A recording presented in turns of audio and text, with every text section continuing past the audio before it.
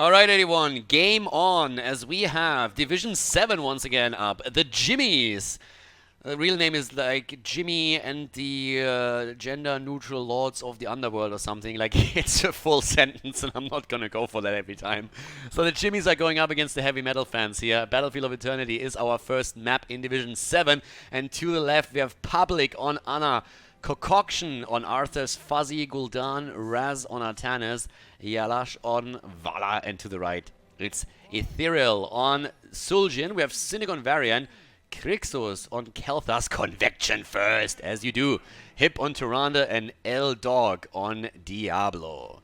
Alright, Sul'jin in the game. We have, of course, an Artanis, because, well, with that amateur opponent, you do extra damage on Battlefield of Eternity, so let's go for it.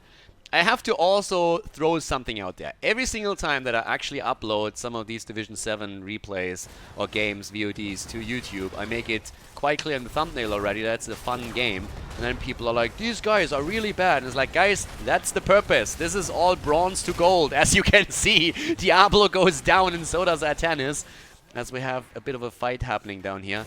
But yeah, Division 7 is the lowest division in Heroes Launch, and the whole appeal of this is that we can play this a little bit more by ear. By the way, soaking is overrated. Why would you ever soak top lane? Experience is something that is not really needed. This is about kills, this is about damage, this is about reigning supreme at the bot lane. Highly overrated to actually soak experience. So Cynic is alone on his Varian. Varian, by the way, on the solo lane, just saying. A little bit of a weird play by him. Down here we have the Convection Kel'Thas, and we're going to find out if he can make that play. Already he's eating the damage. Where's that Howling Blast there? But no follow-up! And they can't kill him. Instead, it's Arthas who's a little bit isolated and now has to try and play that bottom game here. But in terms of talents, outside of that, we have an arrow build for Vala, so really trying to focus on the immortal damage. We're seeing some builds that are normal. Let's put it like that. For Division 7, that's not always all that clear. Bone Slicer here for Sul'jin. We're going to keep a bit of an eye on him for sure, since we don't get to see Sul'jin all that often. So, one kill against one kill so far in the game. But especially when it comes to the Immortal, the race potential that we see for the blue team is pretty there. The Jimmies with Vala, with also Artanis, again, would have probably gone for different heroes if I was them. But when it comes to the Immortal, it's definitely going to be good. The problem with Vala is it's just so difficult to really make her work with only a single support. Oftentimes you see a double support play with her, but it's going to be tough, I feel, for Yalash here to make any kind of impact, especially since Public on Ana, it's not really the most reliable heal, but he writes the money pick. Look at it. That's a boss right there. That's style points already. Okay. He's a good boy. He's a good boy. Camps are being taken, and in the case of the red team, that means that they're actually going for the Shaman camp. And they try and time that probably a bit with the Immortal, or a little bit early to the party. They also give up a lot of control over the bot lane because they spend so much time trying to get that. When it comes to the stacking process, we have 4 stacks for Kel'Thas so far. Kel'Thas is sitting at 4. Taunt for Varian. No Lul Blades, no Meme Blades, nothing, no Smash. Just going full in for that.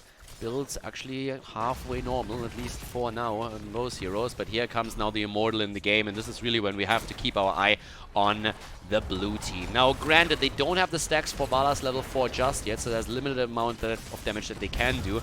But still, they have a Artanis in the mix as well. Just look how they race it down. Bam, halftime show hit. Easy. Let them go to that, and they're going to have fun. Question now is, how is Kel'Thas going to play it? I want him with more stacks. He needs to do something here. Artanis has split off to the top lane to deal with the Shaman. And down here, it's all about the attack. Diablo goes in. The stun misses, but Vala goes down. And that's exactly what we've been talking about earlier. Keeping her alive is going to be tough. And if Vala doesn't play it careful, then you know you are in trouble. 4-man on the defense, 1 on the attack. Ethereal is taking the damage. Puts that in. But now we're having all of a sudden the rest of the team coming in down here too. Again, the swap attempt into the stun. Double stun actually. Stuns himself here with that swap. They still go for the Immortal, and they have actually a good chance of taking it down if they would just focus here. And that should be an Immortal in the hands of the blue team. The focus is there. Arthas is low, might even fall. Yeah, Diablo maybe overextending a bit here. Here comes the taunt and the move onto the body block. Oh, he dashes away from the body block, but he gets the swap on Tyrande, and Tyrande is down. At the same time, Vala in trouble, as we're seeing Arthur's coming in with a Howling Blast. Anna still firing away. Needs to be careful herself, but the Immortal is making his way up to the top. But why push when you can brawl? And they go for the brawl.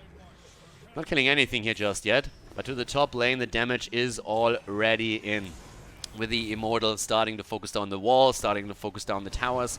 Still experienced gathered at the bot lane, a duo even. Is there anyone at the front line to the top? Nah! Tank? Who needs that? Who needs a tank? When you can have 2 damage dealers. Immortal is tanking. The Immortal is tanking, boys. Everything's good. That's the stun. Oh! Oh! Gul'dan! No! Gul'dan down and Khaldor gets another set of stacks for his convection. Yeah... a little bit tricky here. The frontline Immortal not really helping out, but at least they got the wall, right? So, silver linings. Silver linings. Let's look at the stacks again for Khaldor. I mean, this is the important part here. Convection sitting on 12 stacks. Tyrande connecting with 2 stuns after level 4, as we can see here. And Vala doesn't really get too many stacks for her own arrow either. That's a little bit of an issue.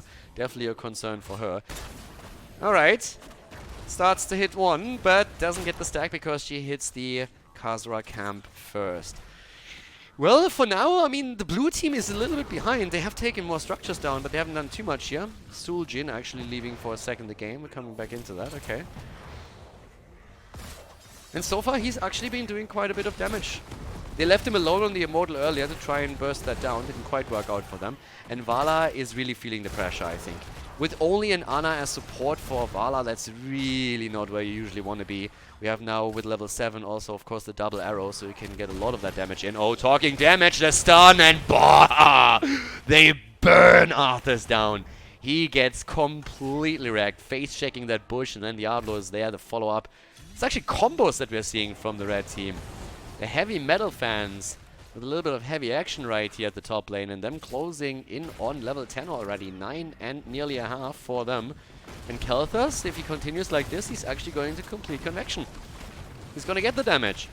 There's very little engage right now onto that backline. We're still waiting for Horrify though. Once that comes in, it's potentially great for them. Camp with good timing will definitely get value at the bot lane. It's great from them. I'm questioning this.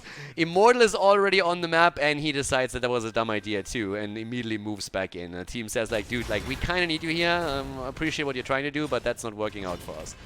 The red team doesn't have quite the same race, but since Artanis was never really at the top Immortal, they still win it. So yeah, Artanis is one of the main damage dealers for Immortal Pressure with the Amateur Empowerment as his level 1 talent. It's not only about Vala. Plays a role there too. Yes, swaps himself into 4. Not quite sure if that was really the play. The taunt comes in. Again, we're seeing the kill against Artanis. Just because you can get a swap doesn't mean that you really have to hit that swap. And here comes another attack. Bam, that charge, and down goes Arthur's. Arthur's dead. And it feels to me a little bit like Artanis and Arthur's are discovering a new role. They're not going into Bruiser, they're not playing tank, they're playing cannon fodder. And so far it's working out really well for them. Oh, someone else is taking that as an example too, with the level 10 now in play. We're also seeing Gul'dan fall in an immediate lightning breath. And Tyrande hit a starfall here. There was nothing there. It was a stoning starfall. Don't go here. That was basically all that said. But now that we have 8 kills against 2, we actually have a massive lead in experience, 11 against 9, and we have an Immortal also coming straight through the bottom. At the same time, Taz Dingo is being used, okay. We have also Pyroblast, of course, I mean, what else? But here come the level 10 abilities for the opponent's team. So what are we gonna see here? Nothing crazy. Nothing crazy. I honestly expected something along the lines of Reign of Destruction. I'm actually quite disappointed that so far in Division 7 I still haven't seen a Reign of Destruction. But it feels like even Division 7 knows that that's not really an ult. At least nothing that's reliable. And why the fuck is Vala up here? What is Vala doing on that lane? At the bottom, Arthur's randomly dies. Arthur's and Artanis both would have been good at the top lane, but Vala has zero business there. They need her for the poke. She needs to get the level 4 stacks. Convection is done, but I really don't know what Vala is doing against Varian at topside. That makes very little sense to me. Another attack against Gul'dan, and Fuzzy Yeah, dude, you're a little bit too cute, cuddly, and fuzzy, and he goes down too. Staggered deaths are hitting, and they are hitting hard. We have the Immortal going through the first fort and then attacking the second. But without Vala being there, there's little that they can do. Finally, she's there, but they also abandoned the top lane completely. So Varian is just sitting there, and he's just doing his thing. Like, gets the waves in, pushes that out.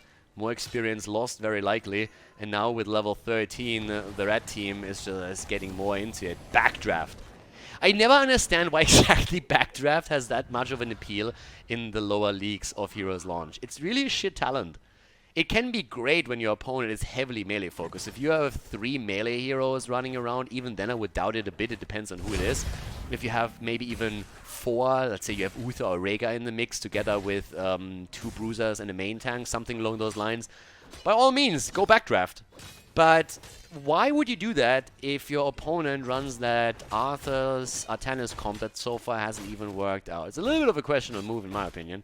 We have the Eye of Zul'jin taken out too. Movement speed, always a good thing. If you can move faster, you can get to the kill quicker. It's pretty much the thought process here.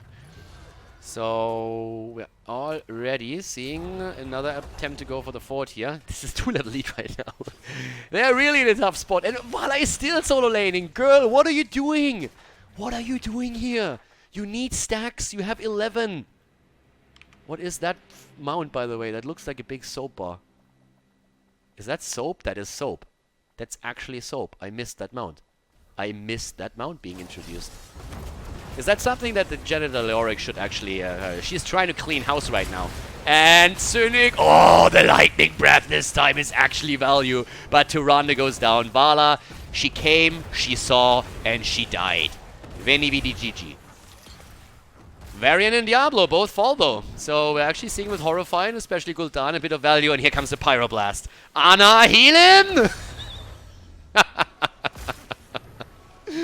Pyro value.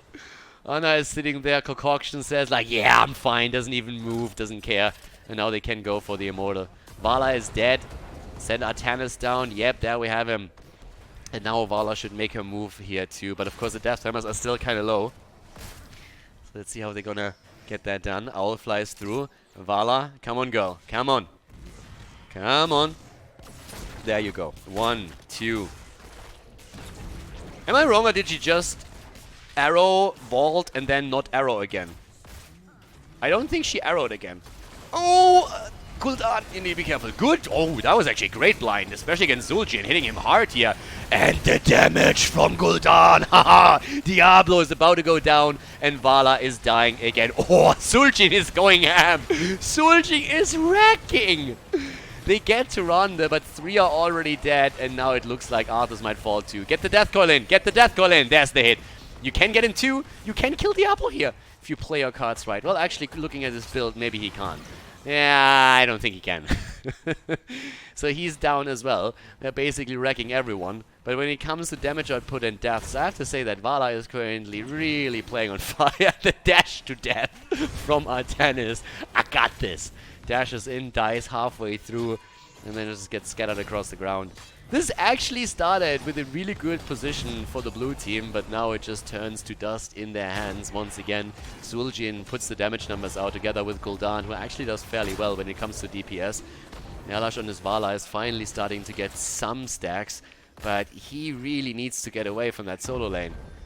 Then again, someone should soak this. Someone should really take care of this. Like, remember when we talked about catapults? Look at this. Gul'dan dies, Arthas goes in, goes back up, sees Gul'dan die, and then finally takes care of it. But that keeper's already taken quite a bit of damage. 2 levels behind. There's the level 60 now in the hands of their opponent. Fury of the Sunwell has been chosen now too. And we are still waiting for the next Pyroblast that actually does anything there. Yep, there comes another Immortal back down to the ground. And that one is going to hurt. There's a little bit of damage up top, but this is a huge amount of experience, and they are there in time to grab it. In time to take all of it, take that easily, and then can push with the Immortal itself.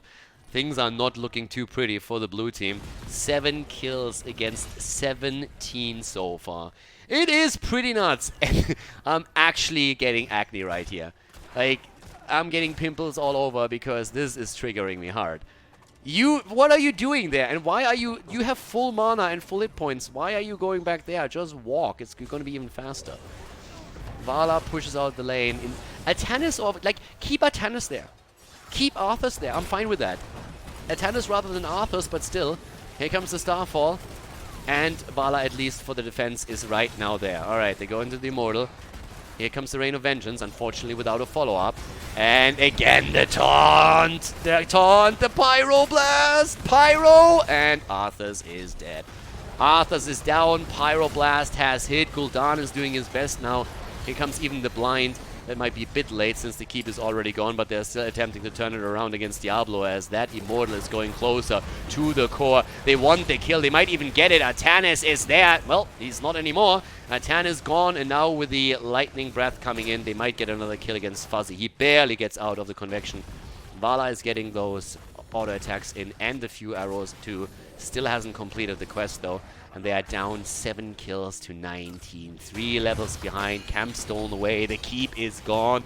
It's a beatdown that we're seeing.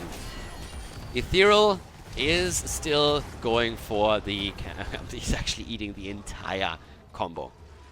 Gul'dan is putting work in, as we said before. I mean, he already completed his Echoed Corruption. He has Ruinous Affliction. He's hitting it pretty hard. And I am actually mistaken. Vala completed her level 4 quest.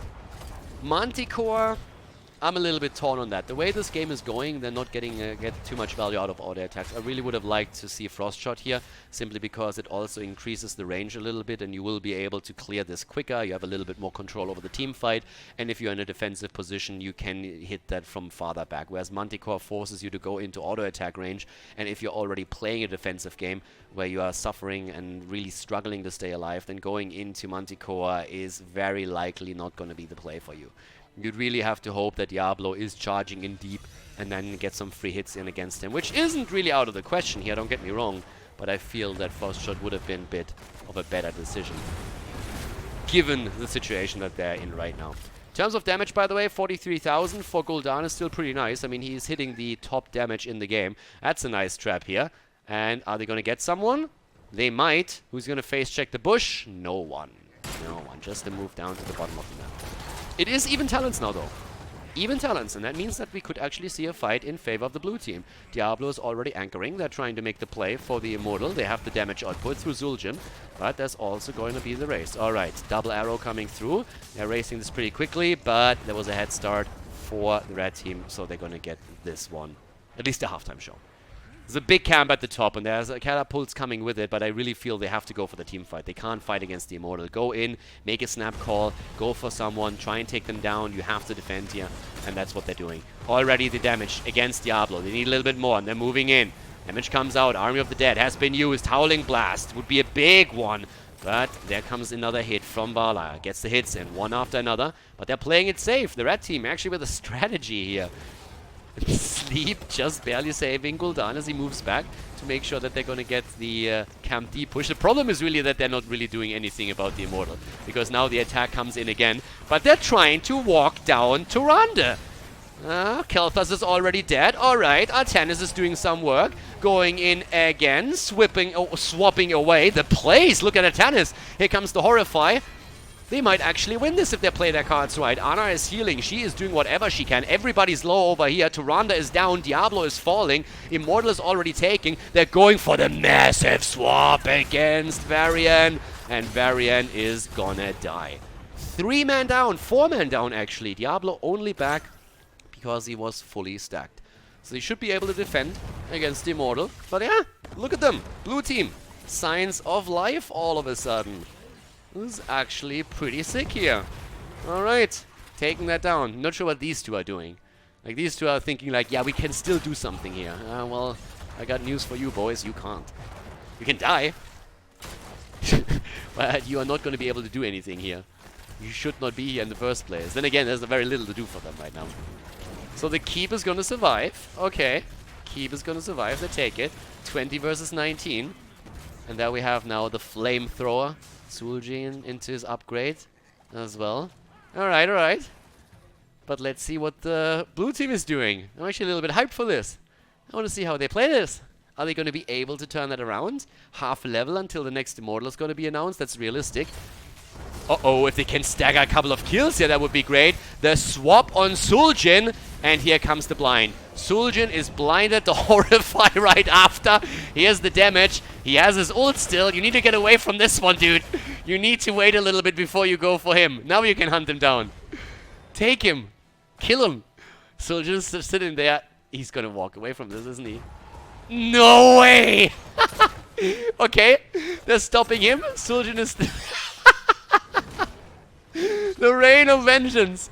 Suljin! No!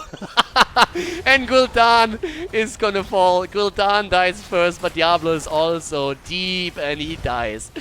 The 1-for-1 trade. Again the blind. The blinds are big, but there comes the Pyroblast. Get wrecked, Ana. Ana is down. Now they're still fighting over here. But yeah, if they would have just mounted up, they could have killed Suljin for sure. He gets the cooldown reduction, but now Arthas is dead. And it looks like Artanis is gonna fall too. Vala the only survivor for now, and she's just running. And BAM! There comes Kel'Thas. No escape, no mercy, no chance. And they're going through the top, bottom. Where are they going? Alright, there we go. Trying to sneak around here. Yeah, he's gonna get that. And then runs into both, but he can still take him down. And this should actually be game. But towards the end, there was actually a little bit of a chance that they had, I feel. But it wasn't meant to be. The heavy metal fans, they're going to take the lead in this series. They're going to take the 1-0 lead in the best of 3 on Battlefield of Eternity. Well played and well done. Good damage output from Suljin, and also another Convection Kel'Thas being successful here. GG, well played.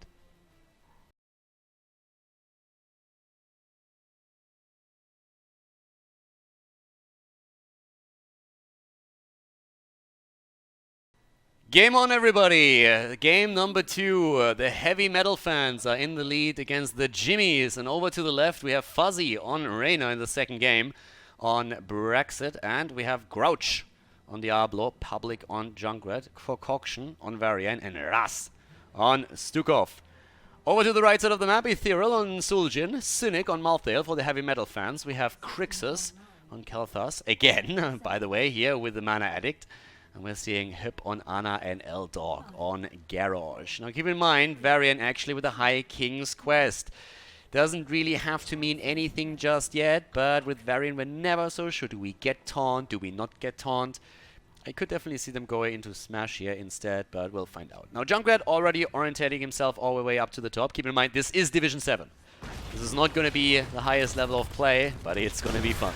Oh, and already nearly getting the kill against L-Dog. I think if the penetrating round wouldn't have pushed him back to safety, he would have really been in trouble.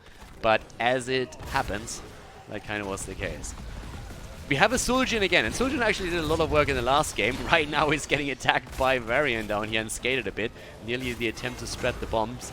Need to spread them all! And up to the top lane. Still a little bit weird to see Junkrat going up against Malthael here, but I guess with all the poke he can definitely have a bit of an impact there. But Malthael should be able to take quite a bit here if he plays that right and take that lane for himself. I'm pretty happy to see at least Ace in the Hole being taken from Reyna on level 1. We had like Exterminator being played quite a bit and even try to go into the auto attack quest for him. And usually that doesn't really do all that much for you, but in this case the Ace in the Hole is going to allow them to get good damage out. Talking about good damage, Suljin is already getting the numbers onto the board, so he's doing fairly well here. Another quick attempt against Garrosh. You need to be careful if you start and dash on Garrosh. If he just flips you, you're all of a sudden far in enemy territory without any chance of moving out because you don't have your shadow charge anymore. So you need to be really, really careful with that. Level 4 is going to be revealing what exactly Varian is going to do. But I'm just questioning the taunt because at this point there is no real burst damage that we have. Not a lot at that.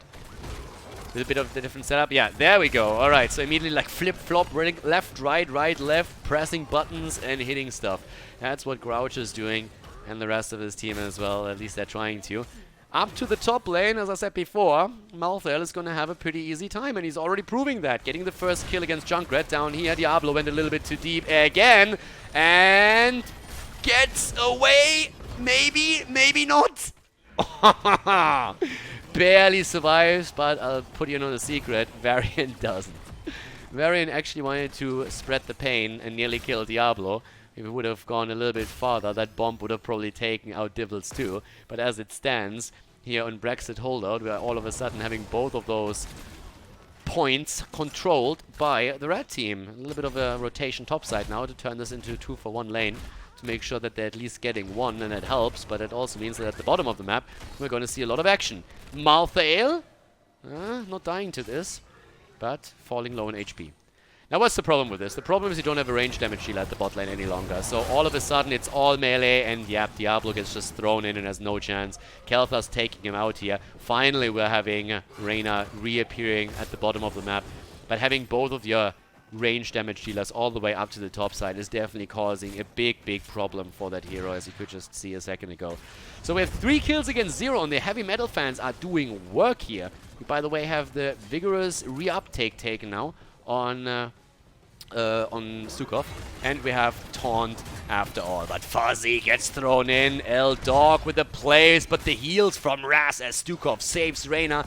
Topside battle between Malthael and Junkrat is still ongoing, but the continuous charge in here by Diablo as he's trying to go for the point, and they're actually going to save it. No bomb spread for now. Actually dodging out on it, but Dog wants the flip. He gets it, but the pushback, this time saving it. Not initiating too early, and that immediately puts the pressure onto Garrosh himself, so he needs to be a bit more careful with that. Talking also about builds, I mean, if you look at Suljin here, he made the adjustment and goes into the Troll's Blood now on level 4. So more self-sustain for him, and you also have a bit more of a mana pool to work with here. Another flip, and push out, and goes for Suljin. Good flip, good isolation. They try and get the kill here, but the bombs are spreading at the same time, and Fuzzy is already low. Garrosh tried to go for another flip, didn't get this one, but up to the top side you already can tell this is not looking too pretty. Public is really low on this Junkrat, and we're having a very similar picture here for Malthael, but he still holds onto the spot, and that's again the charge happening here. Just barely interrupted as Grouch goes in for a quick dash, nearly level 7, and good damage coming out from Khaldor too as he continues to get those flame strikes into play. This is getting really close. Someone has a fountain, and Public barely gets away, but this is really him toying with fire. Varian at the bot lane, on the other hand, he's already going down, and Grouch eating another bomb, another flame strike being hit too. The red team is just dominating that bot lane. 4 kills against 0. The heavy metal fans are a little bit too heavy for the Jimmies. Their Jimmies are rustled, and they are rustled a lot. 7, of course, another big power spike at this point in time also for the red team, so that really helps them too, especially when we're looking over to Burned Flesh. Considering how the Jimmies are engaging onto the control point every single time they're moving in, this is really going to give them a whole lot of value. And Junkrat feels the pressure. He's really trying here, but he is so low that whenever Malthael gets his hands on him, he's going to fall, and he knows that too, so he's just poking from a distance. Down here, the 4 versus 4 continues, and they nearly have level 7. That might help them out a bit more, but at least they're stopping the progress. 84% against 4-6, and finally a couple of points ticking in favor of the blue team, but that might actually be the kill against Public. Not quite. Jumps out right away, gets the experience, but he loses the control over the top again, and now we're having the heavy metal fans re-engaging into it as well. Already Reyna is down, the bombs are being spread. Crixus, nope, Diablo dies, and it is a full fiesta as we have 6 kills against 0 in Division 7 here. And yeah, the red team just bullies them, but up to the top lane, this is still a bit of a weird setup that we're seeing here, to be honest. That Junkrat would do a lot of work at the bot lane too. I really feel they could just get one of the melee heroes up to the top. Varian can definitely just hold his own a bit, and it would really help them in the 4-man. I would have loved a different offlaner to begin with, to be honest with you, but if you're running this setup, I don't really think that Junkrat should be all the way up to the top for too long. Now, he was even in HCC, played for a while as an offlaner, and he can be pretty strong in the solo, but down here, you're missing that extra poke from a distance, because Reyna alone just doesn't do the trick here, and it really shows.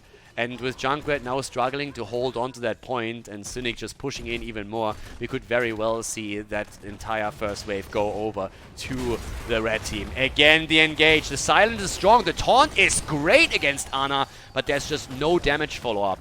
And again, they're just missing that extra poke from someone like Junkrat. Level 10 is so close now for the red team too. We're seeing Diablo trying to go for the flip, trying to close the gap to Ana, but immediately getting gravity lapsed by Crixus. Top side. Yeah, good damage down here once again. And a nice attempt again by Concoction to get a kill against Suljin, but it's just not enough. And on the top lane, they get the spot again just for a second. Malthael is actually just sitting here, needs to move away, so that gives Public a bit of control over this lane and a bit more free experience, but the level 10s are now in play. And all of a sudden we're talking about a completely different game, and this is going to be tricky, because without heroic abilities you can't really fight here. Or at least you shouldn't. And down at the bot lane, that Pyro Blast alone can really wreck you. Top side is similar. Look how low he is already. 1-2 hits in the last rides and you're toast. You're not going to do anything, and this should be the end of him. This is the end of him. That might not be the... okay, it is the end of him. He goes down, so does Varian. 2 kills. That's when you don't have your heroic abilities. You don't really want to fight there. And they kind of did. Guys, it is a massacre here. The last map was a little bit closer. We had a couple of nice back and forth fights, but right now things are looking dire. The wave top lane is going to do a lot of damage. Junkrat isn't here yet, so he can't even use his wave clear to mitigate the damage that this entire wave is going to do. They have to send Jimmy in instead, and he just doesn't have that punch. Wave clear in general is not looking too great on the side of the blue team, as we are having now the rotation happen to the top from the red team. The heavy metal fans are going to look for another kill too, and they might get it. Not quite, but keep in mind, Pyroblast is ready. You get a bit of damage in, you get a Pyroblast, and then the last rides behind it, and you get another stack for Malthael right away. And I actually think that's very likely to happen here.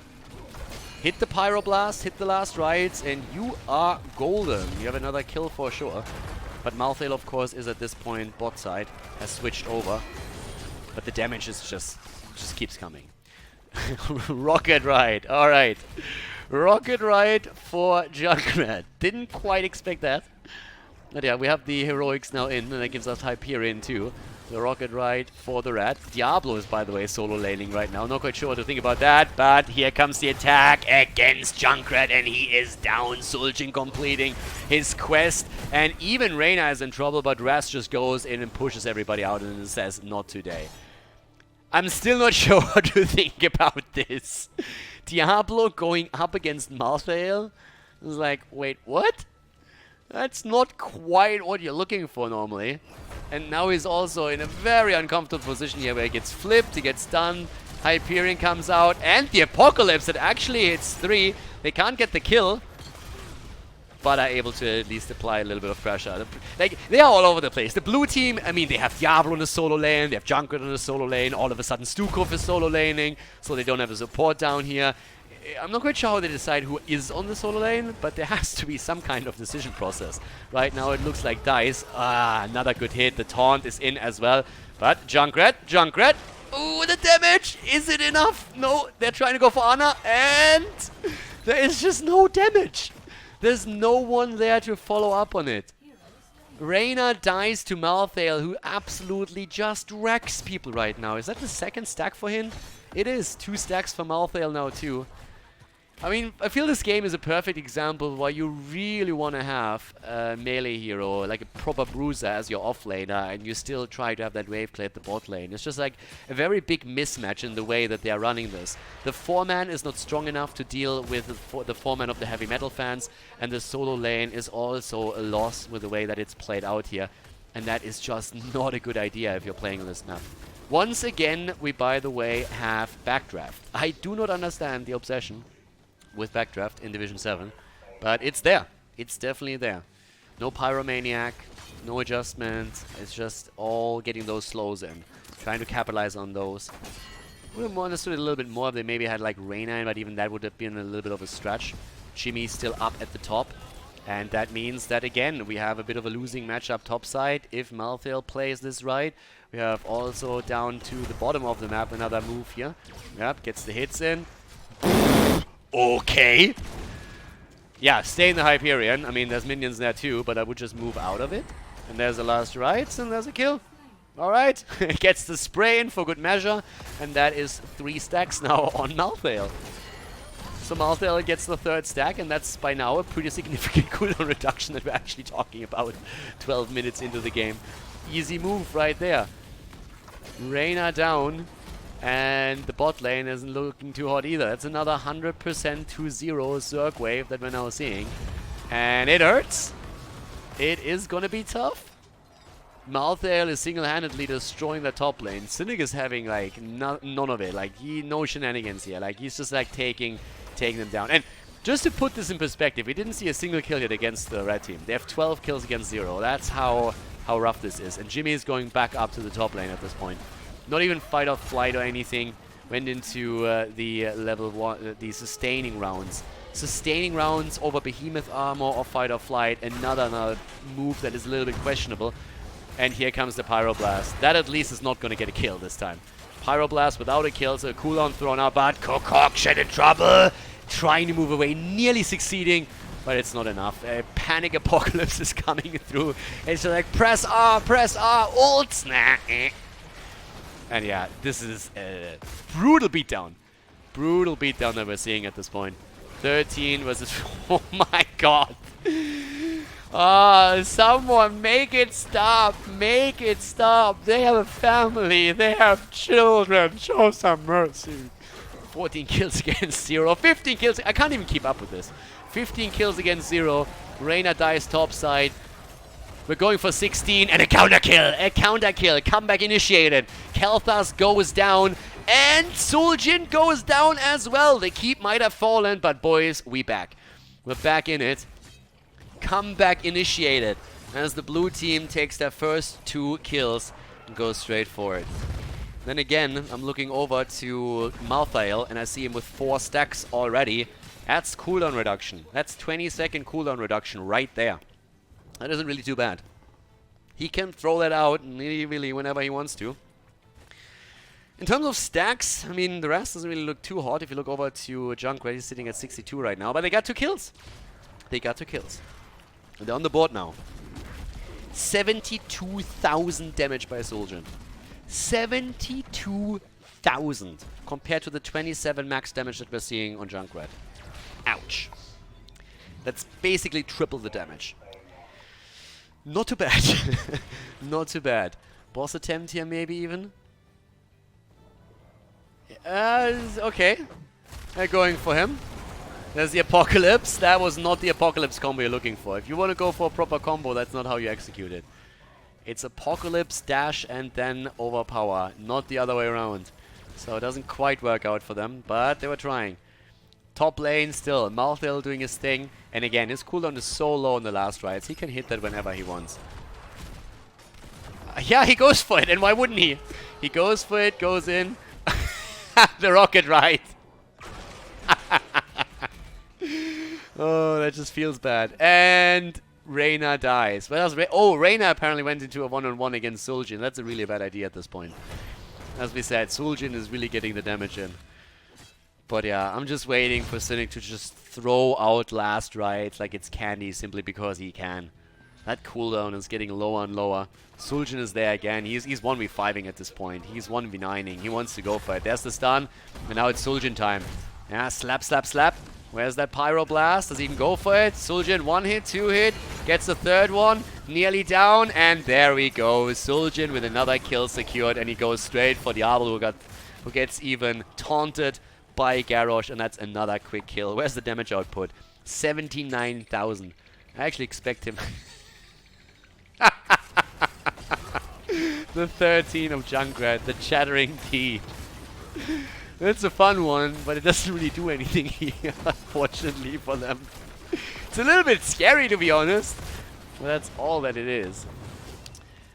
Yeah, we got the boss now too. The keep at the bot lane is down. We have 19 kills against 2, but it's brutal. Junkrat on the soap. Soap trying to clean things up here, but it doesn't really work. Cleaning the top lane might be something, but you need to be careful. There's again Malthael, and I honestly think he just should throw out the last rides whenever he has something. Oh, now we have another death. Like I said, oh, they're hitting the wall. Is it a counter kill? They go for Ana, the kill. Yes, no, maybe. Not quite there yet. No 3rd kill. Instead, we have a disaster. Down. Ouch. Oh, how many does he have now? 5 stacks already.